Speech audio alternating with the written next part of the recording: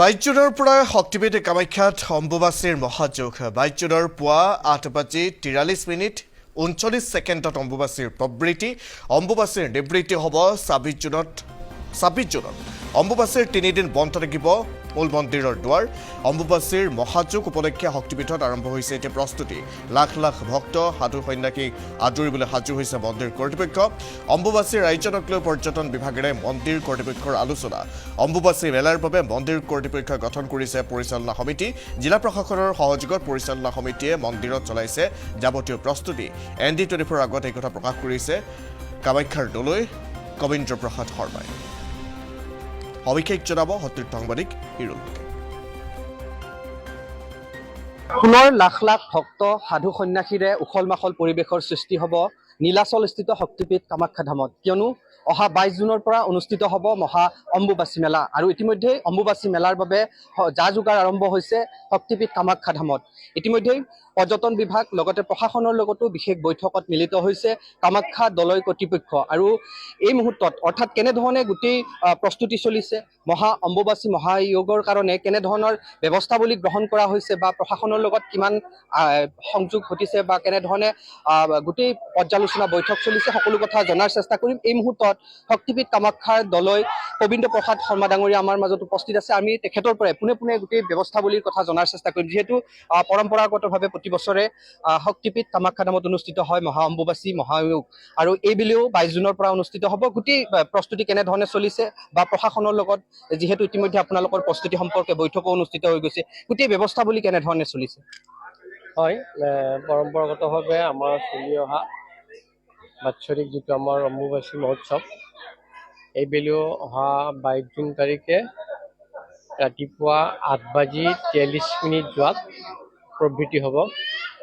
অৰ্থাৎ 22 তাৰিখে প্ৰবৃত্তিৰ পিছত আমাৰ মন্দিৰৰ দুৱাৰ বন্ধ থাকিব। 23, 24, 25 তিনিদিন আমাৰ পৰম্পৰা বন্ধ থাকে। আৰু 26 তাৰিখে ৰাতিপুৱা আমাৰ দেৱীৰ স্নান পৰ্ব সমাপনৰ পিছত দেৱী নিত্য পূজা হ'ব। নিত্য পূজাৰ পাছতে আমি মন্দিৰৰ দুৱাৰ ভক্তগণে খুলি দিম। ইতিমধ্যে এইবেলি 2024 বৰ্ষৰ অম্বুবাচী মহোৎসৱৰ কাৰণে আমাৰ পৰ্যটক বিভাগৰ সচিব ডাঙৰীয়াৰ লগত আমাৰ এখন বৈঠক অনুষ্ঠিত হৈছিলে। তাত উপস্থিত আমাৰ deputy commissioner Kamrup metro' plus আমাৰ বিভিন্ন বিভাগৰ বিষয়ববীয়াসকল উপস্থিত আছিলে। আৰু প্ৰতি বছৰে চলি অহাৰ নিচিনাকৈ তেওঁলোকে আমাৰ মেলাখনৰ যিখিনি সহায় সহযোগিতা আগবঢ়াই আহিছে, কেম্পৰ হওক, চাফ চাফাই হওক, পানী যোগানৰ পৰা আদি কৰি সুৰক্ষা কৰ্মী ক'ত কেনেকুৱা ধৰণৰ ব্যৱস্থা গ্ৰহণ কৰা হ'ব, এই বিষয়ে তেওঁলোকৰ ফালৰ পৰা ডেপুটি কমিশ্যনাৰ কামৰূপ মেট্ৰ' ডাঙৰীয়াক তেওঁলোকে দায়িত্ব প্ৰদান কৰিছিলে সেইদিনাখন। আৰু ইতিমধ্যে আমাৰ ডেপুটি কমিশ্যনাৰ কামৰূপ মেট্ৰ' আহি আমাৰ যিবিলাক স্থলত আমাৰ আমাৰ অম্বুবাচী মেলা সময়ত কেম্প আদি হয়, সেইবোৰ তেওঁ পৰ্যবেক্ষণ কৰিছে। মানুহখিনি কি ৰকম কামাখ্যালৈ উঠি আহিব, কোনফালে নামিব আদি কৰি বিভিন্ন বিভাগৰ যিবিলাক কাম কাজ তেওঁলোকে আহি পৰ্যবেক্ষণ কৰিছে। আৰু ইতিমধ্যে আমি আমাৰ দেৱালয় কৰ্তৃপক্ষৰ পৰাও প্ৰতি বছৰৰ দৰে কামাখ্যাবাসী ৰাইজৰ সহায় সহযোগিতাত আমি মেলাখন পৰিচালনা কৰোঁ।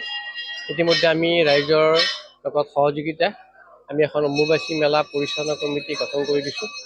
আৰু সেইখনৰ লগত আমাৰ যিখিনি আমাৰ কামাখ্যা মন্দিৰলৈ অহা যাত্ৰী বা তীৰ্থযাত্ৰী আহে, তেওঁলোকক আমি দৰ্শনৰ ব্যৱস্থাৰ পৰা আদি কৰি সেই 4 দিনত তেওঁলোকক যিবিলাক সুবিধা কাৰণ দিব লাগে, পানী খোৱা, পানী যোগানৰ পৰা আদি কৰি সাজতে খোৱা বা আদি কৰি যিবিলাক আমাৰ কৰণীয়, সেইখিনি আমাৰ এনেধৰণৰ পৰিচালনা কৰা হ'ব। আমি এই বিষয়ববীয়াসকলৰ লগত দায়িত্ব দিছোঁ আৰু তেওঁলোকৰ সহযোগিতাত আমি আগন্তুক অম্বুবাচী মেলাখন সুকলমে চলাই নিব পাৰিম বুলি আশা কৰিছোঁ। যিহেতু যোৱা বৰ্ষতো সুকলমে অনুষ্ঠিত হৈ গ'ল, এইবাৰো যথেষ্ট সংখ্যক ভক্তৰ সমাগম হোৱাৰ আশা কৰা হৈছে বা ধাৰণা কৰিব পাৰি, যিহেতু যোৱা বৰ্ষতো তেনেধৰণৰ পৰিৱেশ এটা ভাল হৈছিলে, এইবাৰো তেনেধৰণে হৈছে। আপোনালোকে কিমান মান আহিব বুলি আশা কৰিছে আৰু কেনেকুৱা ধৰণৰ গোটেই ব্যৱস্থা বুলি চাওক, 2012 চনৰ পৰা 2012ৰ পৰা যেতিয়া অসম চৰকাৰৰ তৰফৰ পৰা এক ফাণ্ড এটা ৰিলিজ কৰি তেওঁলোকে সহযোগিতাত অম্বুবাচী মেলা আৰম্ভ কৰা হ'ল, তেতিয়াৰ পৰা প্ৰতি বছৰে যাত্ৰীৰ সংখ্যা ক্ৰমাগতভাৱে বৃদ্ধি পাই আহিছে। যোৱাবেলি আমি সংখ্যা গণনা কৰাত আমি 25 লাখ ভক্তৰ সমাগম আমি পাইছিলোঁ। গতিকে এইবেলি আকৌ বাঢ়িব বুলি আমি আশা কৰিছোঁ।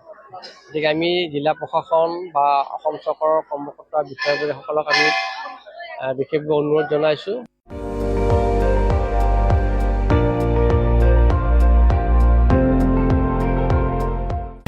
আপুনি চাই আছে ND24, সৰ্বশ্ৰেষ্ঠ নহয় সৰ্বোত্তমৰ দৌৰত।